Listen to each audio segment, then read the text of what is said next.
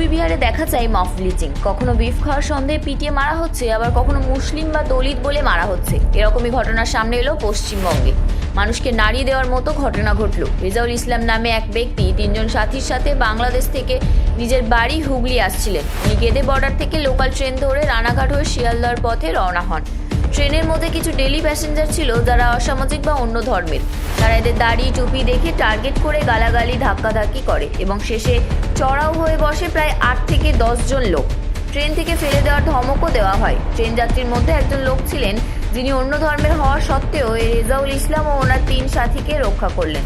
রেজাউল ইসলাম জানিয়েছেন উনি যদি না রক্ষা করতেন তাহলে ওনারা হয়তো প্রাণে মারা যেতেন। ইমতিয়াজ আহমেদ মোল্লা সাহেব ওনাদের সাথে কন্ট্যাক্ট করলেন এবং আশ্বাস দিলেন আইনি পথে লড়ার।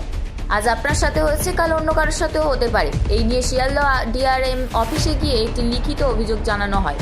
সাথে সাথে জিআরপির কাছে গিয়েও লিখিত অভিযোগ করা হলো। ইমতিয়াজ আহমেদ মোল্লার সাথে অনেক সংগঠনের মানুষ যোগ দিয়েছিলেন, যেমন একজন সোশ্যাল ওয়ার্কার্স মোহাম্মদ জাফর ওরফে বাবলু। ওনারা সকলে কি জানালেন শোনাবো আপনাদের। আপনারা জানেন রেজাউল করিম নামে একটি ভাই কালকে গেদে থেকে দমদম আসার পথে রানাঘাটের পর কিছু ডেলি প্যাসেঞ্জার তাকে সাম্প্রদায়িক উস্কানিমূলক বক্তব্য দিয়ে হিংসার পরিচয় দেয় এবং বাংলাদেশি বলে, ভারতবর্ষ বাংলাকে দখল করতে এসছে বলে অকথ্য ভাষায় গালাগালি শুরু করে, অপমানিত করতে থাকে। সে যথাসম্ভব ধৈর্য ধরার চেষ্টা করে, যখন সীমা লঙ্ঘন করে সে তখন প্রতিবাদ করে।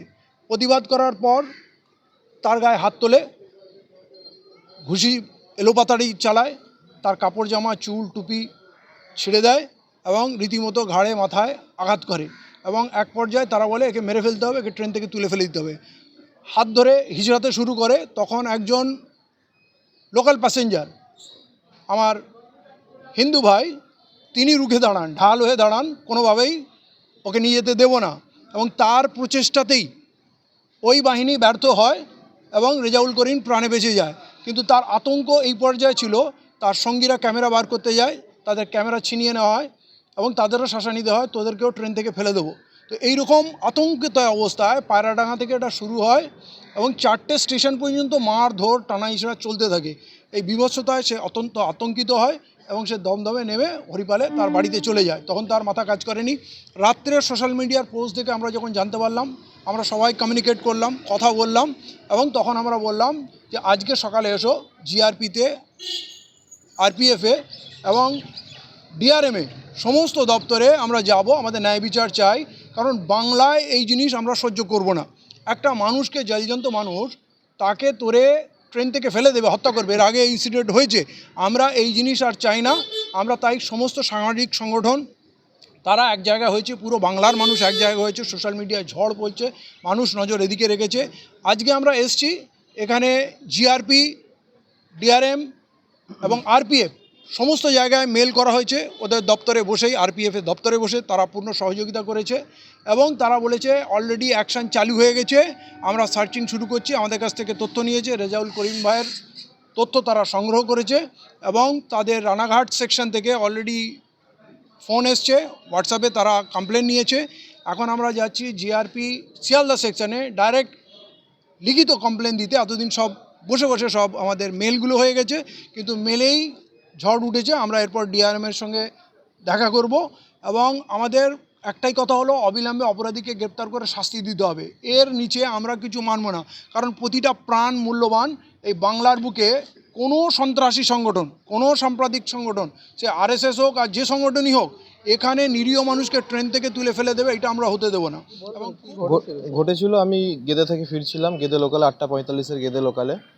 তো ফিরতে প্রথমে 1 ঘন্টা ট্রেন ঠিকঠাক আছে। রানাঘাটের পর থেকে কিছু লোক ওঠে ট্রেনে, ভিড় বাড়তে থাকে এবং আমাকে তখন থেকেই উত্ত্যক্ত করার চেষ্টা করে, আমাকে গালিগালাজ করতে থাকে, ইসলাম ধর্ম নিয়ে বিদ্বেষমূলক কটূক্তি করতে থাকে। আমি কোনো কিছু প্রত্যুত্তর করিনি। শেষে আমাকে যখন বলে আমার ট্রলি ব্যাগটা বাঙ্কার থেকে নামাতে, আমি তখন ওদের কথা মতো সাথে সাথে নামিয়ে দিতে যাই সিটের তলায়।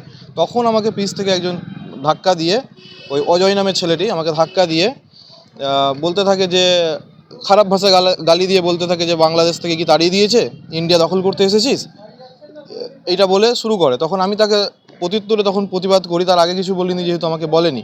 ধাক্কা দেওয়ার পরে আমি তখন বলি যে আমিও ভারতীয় নাগরিক, আপনিও ভারতীয় নাগরিক, তো আমার এই দেশে যতটা অধিকার আছে আপনারও ততটাই অধিকার, আপনার 1 ইঞ্চি বেশি নয়, আমার 1 ইঞ্চি কম নয়, ঠিক এতটুকুই কোটটুকুট বললাম ওদেরকে, আমি এতটুকুই কথা বলেছি।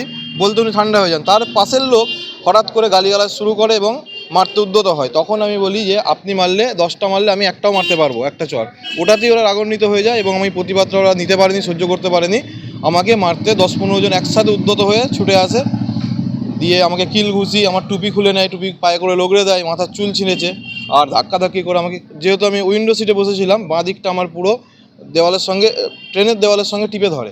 এই জায়গায় শোল্ডারে ব্যথা প্রচণ্ড। কালকে আমার রুরাল হসপিটালে দেখিয়েছি আমি। कि आज हम सब इससे वाकिफ़ हैं कि आज हिंदुस्तान के हर कोने कोने में ये मामला हो रहा है। ट्रेन से गाली दे के, मुसलमान का दाढ़ी टोपे दे के उसके साथ मार धार, उसे ट्रेन से फेंक दिया जा रहा है, ठीक है। लेकिन ये बंगला में हुआ है, बहुत अफसोस की बात है।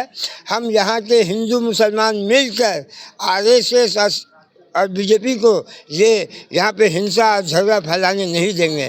हम हिंदू मुसलमान मिल के लड़ेंगे और इस RSS का दंगा फसादी पार्टी को यहाँ पे ये इसका मंसूबा को कामयाब होने नहीं देंगे। बंगला को सुख शांति से चल रहा है, हम सुख शांति अमन से चाहते हैं बंगला चले। जी, ये जो बंगाल में हुआ है रानाघाट स्टेशन लोकल में अपने भाई के साथ, तो ये बहुत अफसोसनाक है और बहुत ही मतलब निंदनीय है। इसका जो है आदमी पुरजोर जो है प्रोटेस्ट करते हैं हम लोग, इस तरह का जो है घटना और नहीं हो इन फ्यूचर, ताकि हर का सेफ्टी और पैसेंजर हर कोई के लिए हर डिपार्टमेंट जो है इस पर अलर्ट हो जाए। ये छोटा मोटा मामला नहीं है, इसको बड़ा अगर हो जाएगा तो एक तरह का दंगा फसाद नहीं हो जाए, कम्युनल कलर नहीं ले ले, तो उससे ये बचना चाहिए और हर डिपार्टमेंट जो है अलर्ट हो। इस तरह का मामला को जो है मैंने फ़ौरन एट द रूट जहाँ पे स्टार्ट हो रहा है वहीं फ़ौरन उसको जो है रोकने का कोशिश करे, ताकि और आवाम में ये बेदारी पैदा करे कि अगर इस तरह का घटना होता है आपके रेलवे में तो हम क्या क्या कर सकते हैं। मुसाफिर, अब नाम बता ही देना, मुसाफिर एक मुसलमान था। ये जो हालात जो बन रहा है इस वक्त हिंदुस्तान के अंदर में, ये हालात को बंद कर दे तो बेहतर है कि मुल्क का जो हिंदुस्तान का जो खूबसूरती को ये लोग बर्बाद कर रहे हैं, इसको बंद कर दें खुदा के वास्ते। हम एक बाग है, हर तरह का फूल रखने वाला, हर कलर का फूल को कहते हैं हम लोग बाग, एक फूल बाग नहीं कहलाता। तो ये हम लोग जो हिंदू मुसलमान भाई भाई का जो एकता है ना, इसको हम लोग सब बरकरार रखें। ऐसा ना हो कि बाग उजड़ जाए, ठीक है। आज तुमने ये हरकत किया, कल दूसरा लाके वो दूसरा फिर वो कौम करेगा। ये चीज़ को बंद करे। और रेलवे को हमने इसलिए इत्तला किया है, रेलवे में आके, और स्टेट गवर्नमेंट को भी कह रहे कि आप स्टेट गवर्नमेंट जो है सेंट्रल गवर्नमेंट को खबर करे कि रेलवे के अंदर में पुलिस को दे, वो पैसेंजर का निगरानी करे।